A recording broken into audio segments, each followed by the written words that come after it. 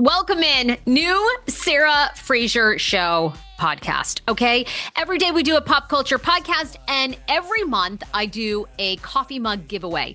When you go to Apple Podcasts, Spotify, wherever you listen to your podcasts, and boop, you hit 5 stars. You leave me a podcast review. You tell me what you love about the podcast, maybe something you would improve on. All you got to do is screenshot that review. You slide into my DMs. I am the Sarah Fraser Show. Every platform, leave your name, your address, and we will send you a free TSFS coffee mug just for listening and writing a podcast review. So let's get to all the gossip that we have to talk about today, including Justin Baldoni, Blake Lively. Their story is now going to be a documentary called He Said, She Said. Okay, well, that big departure from Me Too there. Okay. Doesn't sound like a lot of people are believing her. And even though she's hired Nick Shapiro, of course, we know the former CIA advisor, this man has handled every crisis there is. Still doesn't seem like the tides are turning. I'm going to tell you about the documentary. Sister Wives. People want to know when Sister Wives is going to be back. We still do not have an official announcement from TLC, but I can definitely speculate on the date. And then fans are concerned about Meri Brown's recent appearance on social media. So we'll discuss that. Then other news, Gene Hackman, a doctor has come forward and now is alleging that Gene Hackman's wife didn't die on the day that the coroner is saying that she died on. He said he got a phone call from her the next day. I'll tell you why I think this story is kind of tomato. That to cover, and then some other pop culture news, so you're always in the know. Per usual, we start with Sister Wives here on the show. So Sister Wives, everybody wants to know, when is the reunion? When is the big one-on-ones, which are hosted by Suki, where, of course, she grills or attempts to grill as much as production will allow her to, the cast of Sister Wives to find out what is going on in their life. Well, it's coming back in April. So I can tell you this, somebody needs to do the math, because the Baldwins, which is with Hilaria Baldwin and Alec Baldwin, that is temporarily replacing Sister Wives until April.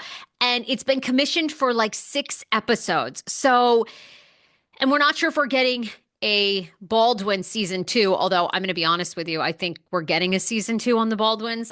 I think it's happening. So does anyone know when the Baldwins started? And then can they do the math for 6 weeks after that? If somebody can do that, then we will know when exactly Sister Wives is coming back. If someone can figure out like what day they actually started. Because the Baldwins have been getting 6 episodes to test and see. We have 2 weeks left. Okay, wait a minute. Maybe they're getting more than 6. Maybe they're getting 7 or 8. So we have 2 weeks left. Today is what? Okay, so, all right. Well, then Sunday the 23rd, because they're on Sundays. So the 23rd, the 29th.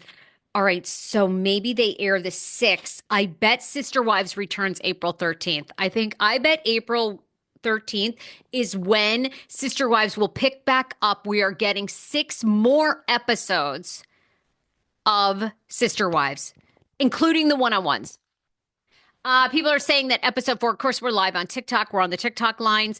And people are saying that episode 4 of the Baldwins aired last night. Someone is saying Easter. Well, April 13th would be Palm Sunday.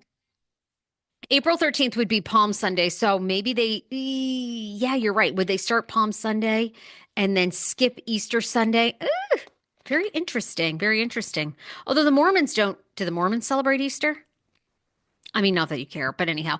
When does Sister Wives start back up? Well, we're trying to do the math right now, I told you so, because it's starting back up in April, but we're trying to figure out if it's back April 13th or if it's back April 27th, but it's right around there.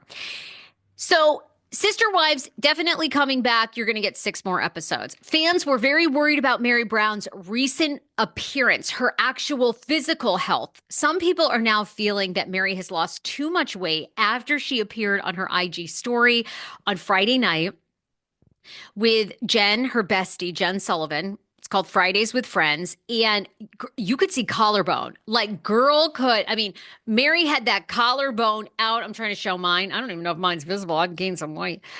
Okay, so there it was. So Meri, she had a little shirt on.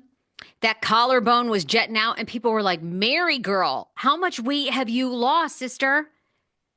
A lot of people are worried. I I don't care about people's appearances. I think all the women look great. Every single woman that has left Cody has lost weight. Every single one. Okay. So, I mean, good for her. She looks great. I don't know if she's on Ozempic. She recently did, a video on TikTok. She didn't say, I don't think yes or no to Ozempic. I think she said that her dog has her walking a couple miles a day and she's just changed the way that she's eating. Someone says, Taylor says, I think Meri looks so good, but she looked good before. I hope she's healthy and happy. It helps to drop a man child. I think it helps to drop a man child too. I think Meri looks great. I usually don't comment on people's weight because as long as you're healthy, as long as you're happy, you've got 2 arms, 2 legs, your body is cancer free. I mean, what more could you want? So I think Meri looks good. With Sister Wives, the fun part about this show is people will diagnose everything about it, from the shoes these people are wearing to the hairstyle to like if there's collarbone, if there's not. And a lot of people feel like Meri on some of her recent lives has been super annoyed because people are like, is Robin pregnant? Is Robin pregnant? I don't think Rob Dog is pregnant. I'm going to be honest. Like, I think they're kind of annoyed with how outlandish the rumors are. And I mean, if you tune into this show, we cover all the rumors. So I'm sure they've hit unsubscribe to TSFS because I'm like, I want to know everything about their lives too. I feel like the most interesting part about Sister Wives has happened over the past 2 or 3 years when all the wives have left him. Christine is suing Cody. Cody just bought a $2.1 million home. Coyote Pass has been evaluated for $1.3 million. To me, like, the gossip of their lives is just getting interesting. The show, honey, that's like watching paint dry. But the gossip of what's going on behind the scenes, this whole Tada Farms, is Tada Farms, Janelle's investment with Caleb and Maddie going to happen? It's a lot more work. It's a ton of permits. So anyhow, I find it so interesting. And everyone who gets together with Cody gains weight. Well, I think Cody likes women with a, delicious candy coating. I'm just going to say. There has not been a tell-all yet, Perkins. There has not. Cody likes a thick chick. Ain't nothing wrong with that. Honey, I have been a size 4 to a size 18. And I actually had the most fun, I think, when I was a size 6. But, if he likes a delicious candy coating, more power to him. Let's move on to Justin Baldoni, Blake Lively. They're getting a documentary. Are you ready for this documentary? Discovery ID. Do we feel like we could possibly learn anything new that we haven't found on TikTok? The documentary is called He Said, She Said. Blake Lively versus Justin Baldoni, a 90-minute fast turnaround special. It's set to air in the UK today, according to a press release by ITN Productions. A shorter 60-minute version, which will be titled In Dispute, Lively vs. Baldoni, will air here in the United States on Investigation Discovery on March 31st, which is a Monday. It'll also be available to stream on Max, of course, and Discovery Plus, because they're all owned by Warner and HBO. According to the press release, the special will examine the legal complaint brought against Baldoni by Blake Lively, alleging he engaged in sexual misconduct on the set of It Ends With Us and hired a PR firm to engage in an online smear campaign, blah, blah, blah. We know he countersued for $400 million and then the New York Times $200 million. Again, is this going to have anything new? As the press release for the special notes, Baldoni countersued in January. Yes, blah, blah, blah. We know this. But are they going to have anyone interesting, anybody unique on this documentary? I'll be watching, but I highly, highly doubt it. Anyhow, if you know somebody, though, that follows every aspect of it, mark your calendar. March 31st, we're getting our first Justin Baldoni, Blake Lively, supposed to be deep dive documentary.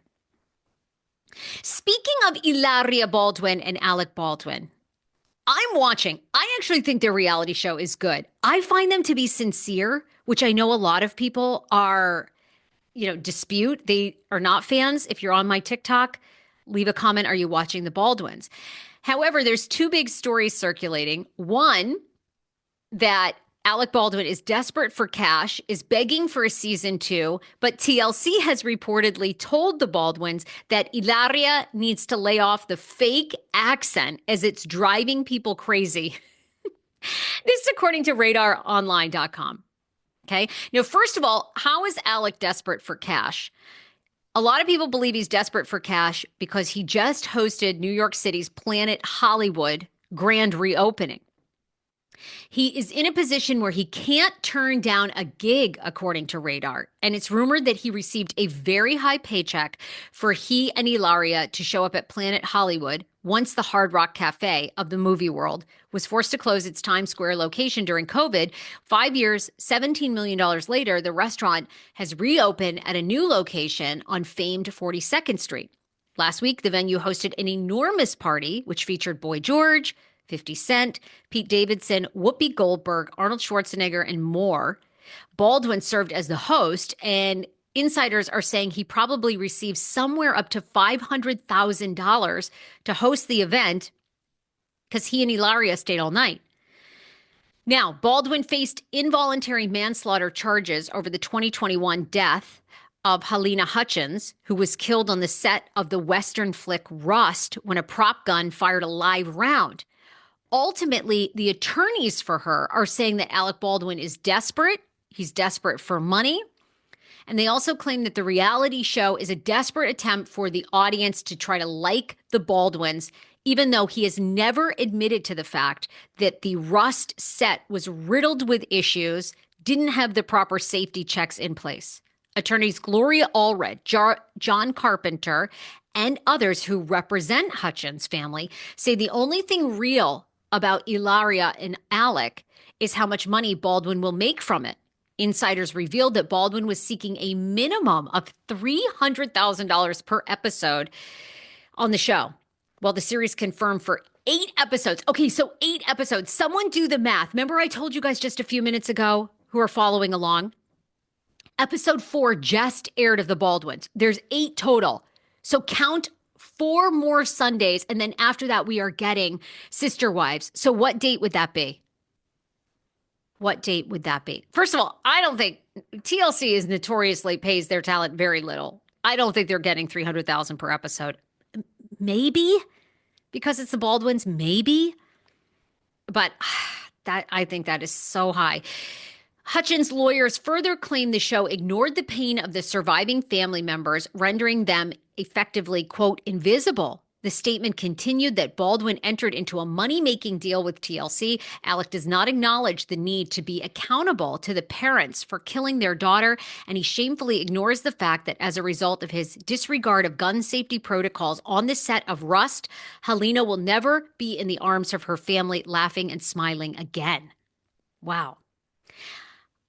So it's fascinating to me because in the Baldwin show, I actually think the part that is most sincere about them is they seem to put Halyna Hutchins first in like all 3 of the episodes. They basically say our lives will never be the same.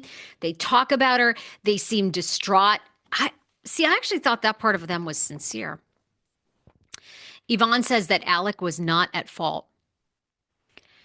Well, that armorer was. She went to jail. I think she's still in jail. Okay, she was like hungover, and then they were shooting those guns with live rounds and then also put them back on set. She did go to jail. Easter Sunday. People are saying, okay, so I bet Sister Wives returns either Easter Sunday or the Sunday after the 27th. There you go. There's your answer. There's your answer. So it's either, would they air a brand new Sister Wives on Sunday, Easter Sunday? They might, actually. A lot of people are going to be home. Kelly says that I find the Baldwins authentic. I do too. Now, apparently, Hilaria has been given an ultimatum by TLC Network to lose the accent if she wants a season 2.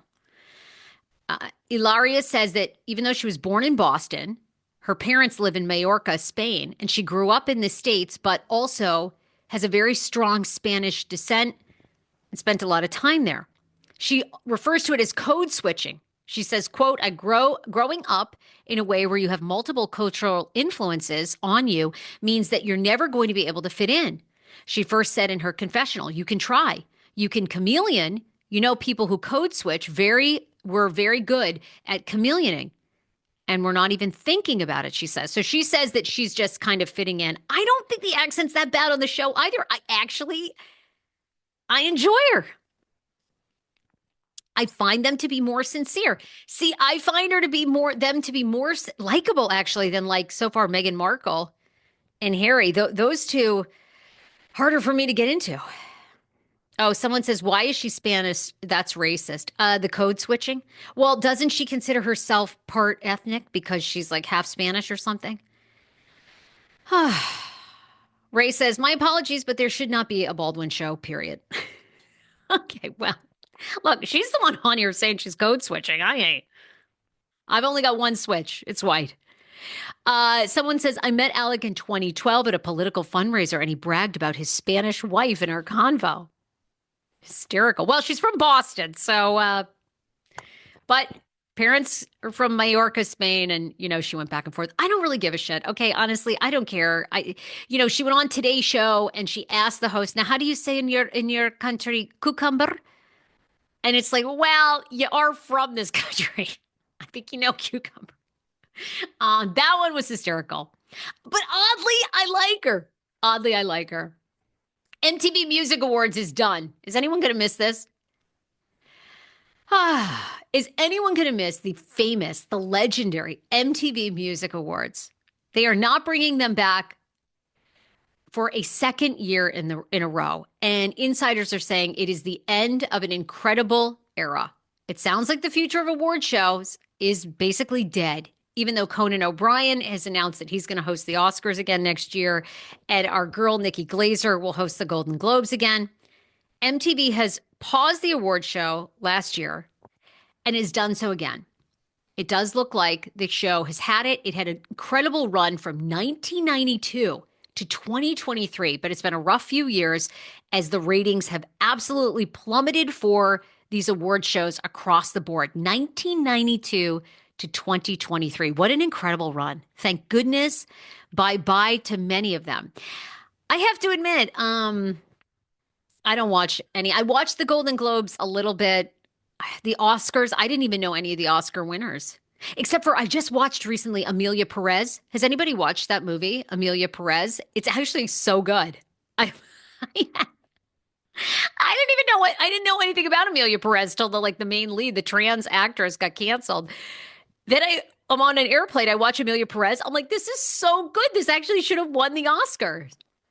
But I think Amelia Perez didn't win because the trans actress had all kinds of, I don't know. I didn't pay any attention. People are canceled all the time. I don't care anymore. I mean, we've been canceling people now for 7 years, 8 years? It's so old hat to me. So she did something offensive and they didn't win any of the Oscars. But I was like, damn, Selena Gomez was so good. The trans actress was great. It was such a good storyline. I was so in. All right, when did Gene Hackman really die? And why is there continued controversy about Gene Hackman and his wife Betsy's death? I don't think this is such a mystery, but it is a trending news story that Gene Hackman's death deepens as wife Betsy's doctor claims that she called him after police say she died. Now, the coroner says that Betsy died from hantavirus, which is you get from inhaling rat shit. Had anyone even heard about this? I didn't even know this was possible. You inhale large amounts of rat shit, mouse shit, you can get something called the hantavirus. Seems like a flu, but attacks your immune system like crazy and you die. Okay, so she died from that. Gene Hackman wanders around the house for 5 or 6 days, doesn't eat, doesn't drink because he has dementia, and he dies too, right? And a dog dies because it's locked in a closet. Gene doesn't know how to get the dog out. It starves to death, all right? But Betsy's doctor is saying they got a phone call from her on the 12th. A New Mexico health clinic claims the former classical pianist, who was 65 at the time of her death, contacted Gene Hackman's the clinic on February 12th, one day after the medical examiner's conclusion that she died on February 11th. Miss Hackman didn't die on the 11th because she called my clinic on February 12th, according to the doctor. That's what this doctor tells the Daily Mail. She called me a couple of weeks before her death to ask about getting a heart scan for her husband. He claims that Betsy had called to schedule an appointment for February 12th for an issue unrelated to respiratory problems. She was not a patient of mine, but one of my patients recommended her to me. 2 days before she was due to see him, Betsy canceled her appointment, saying that her husband, two-time Oscar winner Hackman, was feeling unwell. She called back on the morning of February 12th and spoke to one of our doctors who told her to come in that afternoon, and then she never showed up. So basically, this doctor is saying there's no way she died on the 11th. She had to die on the 12th. Now, isn't this kind of tomato? I mean, or is the coroner's report like ever, or the medical examiner ever like 100% accurate? I mean, okay, the 11th, 12th, does this seem like such a big mystery to me? I mean, she still died of hantavirus. We know that, right? Kelly says case solved. I think so too. I think we solved it here on the Sarah Fraser show, which is probably the medical examiner was like a day off, but I don't think it's that big of a deal. However, this story, this doctor coming out and speaking to Daily Mail has now prompted more people to ask questions about what was really going on with the couple. A friend of Gene Hackman says that the actor was in great shape just a week before he passed, which is probably true. But, you know, if she died and she was the one really helping him. One of the three dogs, of course, which was in a crate recovering from surgery, died of starvation and dehydration. That was according to a state report. February 18th was the last day of activity that was recorded on Gene Hackman's pacemaker. The device noted an abnormal rhythm. He went into AFib. Damn. Anyhow, I don't think it's that much of a mystery, but this story is trending and people still have questions. Kelly says, yes, Gene Hackman was 95. He lived a wonderful life. It's not a tragedy. Couldn't agree with you more. 95 seems pretty good to me. 95 seems great to me. How do we feel about this? A lot of stories coming out about vaccines. Am I going to get like penalized for we'll see if this goes on. Anyhow, I'm curious because I talk to a lot of parents. Obviously, you guys know I'm a mom. My child goes to daycare. More and more people seem to be vaccine skeptics for kids. We know there's a measles outbreak that's claimed the life of a little girl, I believe a grown-up in Texas.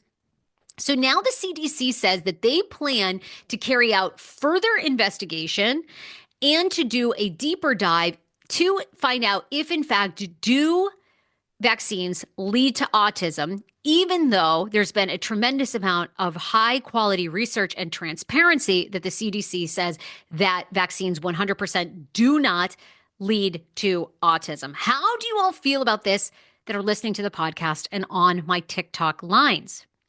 What do you all think? So the CDC plans a new study into vaccines and autism. This was released just a week ago. The U.S. Centers for Disease Control and Prevention are planning a large study into potential connections between vaccines and autism.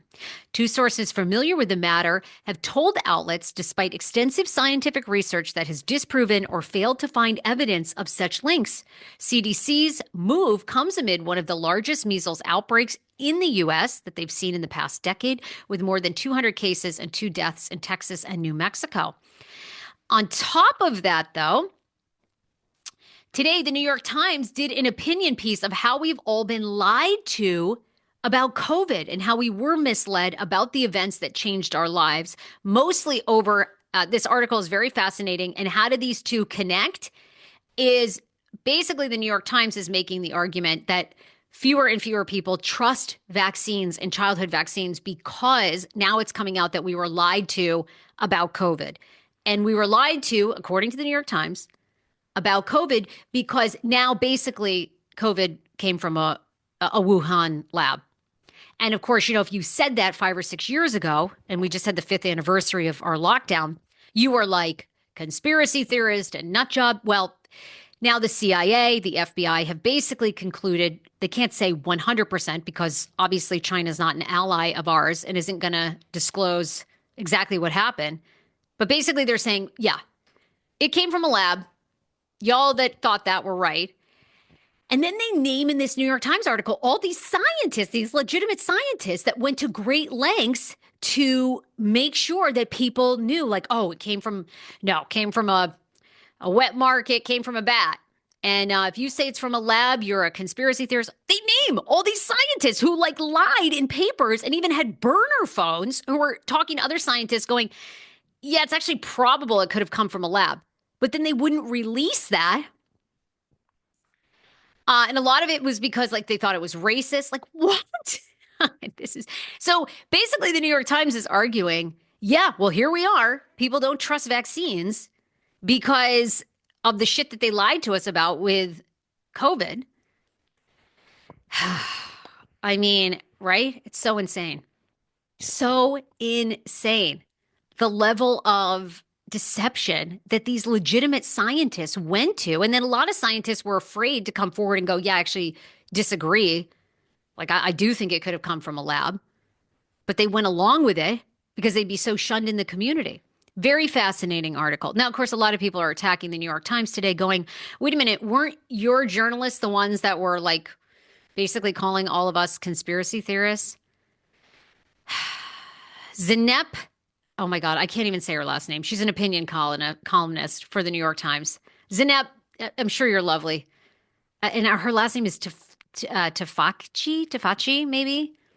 Does that sound like Fauci? Anyhow, everybody knows names are not my strength. But the CDC, how do we feel about this? How do we feel about the CDC now going to go back and research if vaccines cause autism?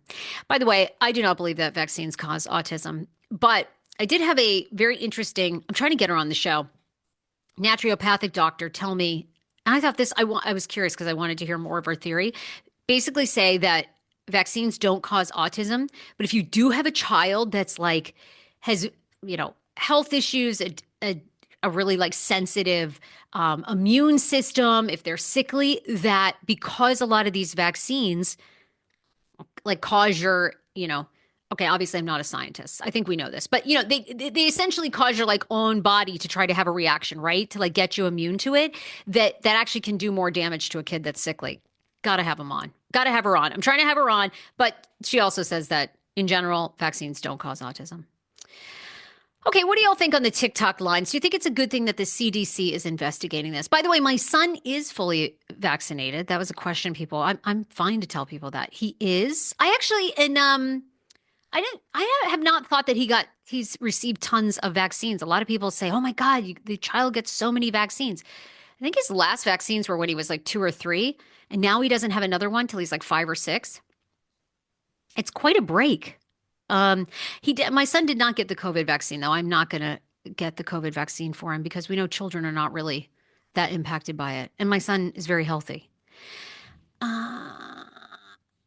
Nikki says, how will you feel if it does? Okay, wait, how would we feel if what happens? What, if I had a child that got autism and I thought it was from the vaccine? They group them all when they're little. Okay, wait. Oh my God. Am I on crazy TikTok not making fun of Fauci's name? No, I don't. No, you're actually on crazy TikTok. That sounds like me. They didn't lie to us about its danger, Kelly Burton says. Well, I don't think that's true. I think that it was definitely dangerous, but I do think they misled us that everybody needed the vaccine. Because we know in European countries they vaccinated in a different way. We know kids are not that susceptible to it. Broken Bow Travel Sister says, so many people will die by not getting vaccinated. It is not good. Nikki says, I wish the news had been more truthful. I think everybody does. JD says, money talks. Well, you do know they're making money. That is true. And Broken Bow Travel Sister says that we all do need herd immunity. Kelly says, good point.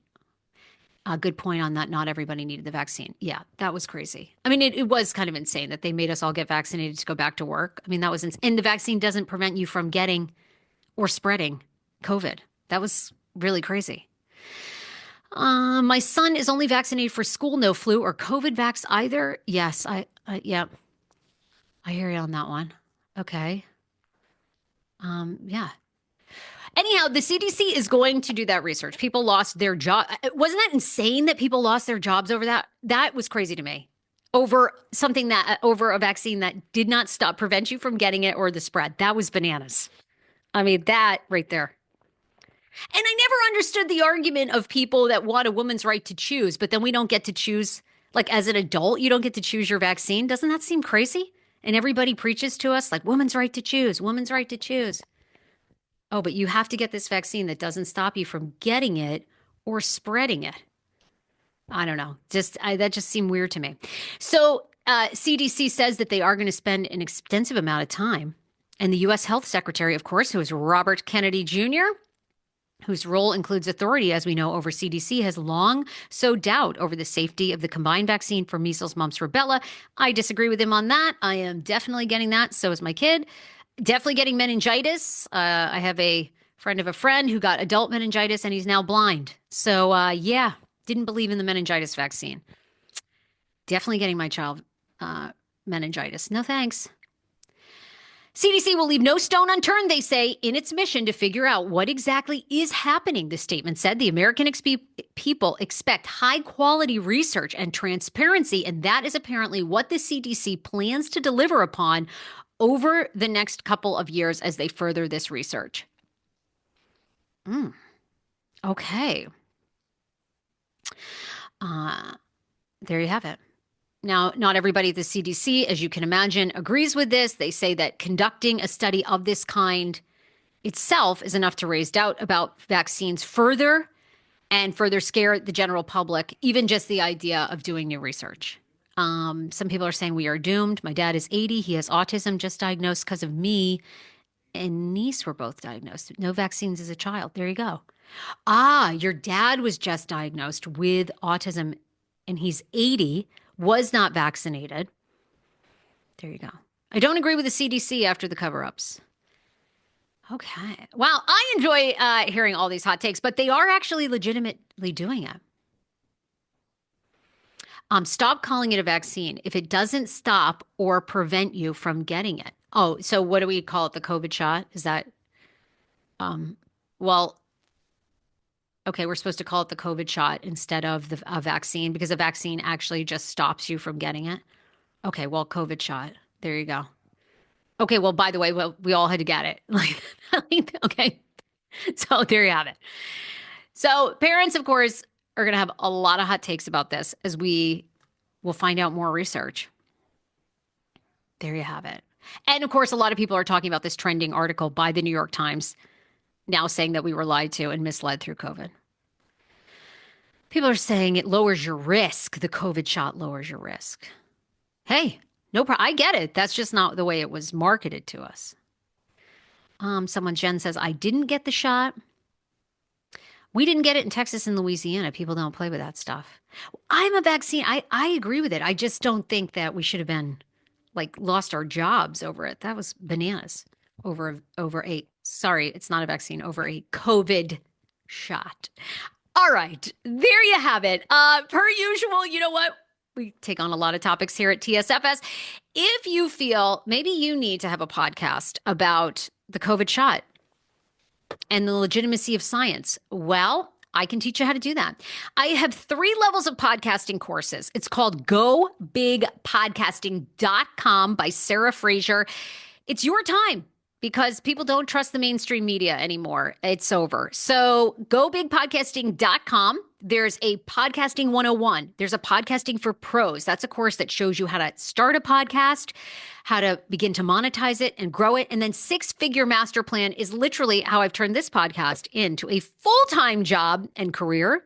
And making 6 figures, you can do the absolute same. You can use the promo code TikTok20 to get 20% off any of the courses because, again, we have a looming date of April 5th where TikTok may be shut down again, if they don't strike a deal with the United States and figure out the sale or partial sale of TikTok. So with that coming, we're going to extend that TikTok code because you can't have a podcast taken away from you. And believe it or not, there's actually no censorship on podcasts. So unlike with TikTok, where you have to use certain words, certain things you can say, you can't say, podcasts are free game. You can say anything you want and you own your content. Nobody can take that away from you. So now is the time. A lot of people say to me, well, Sarah, everybody has a podcast. Well, it's only going to get bigger because unfortunately people don't trust mainstream media anymore. It is over. Much like I experienced with terrestrial radio 8 years ago, nobody listens to the radio anymore. TV and news will go that way too. So it's your time. You can be an expert. So many of you are far smarter than I am. So start your podcast.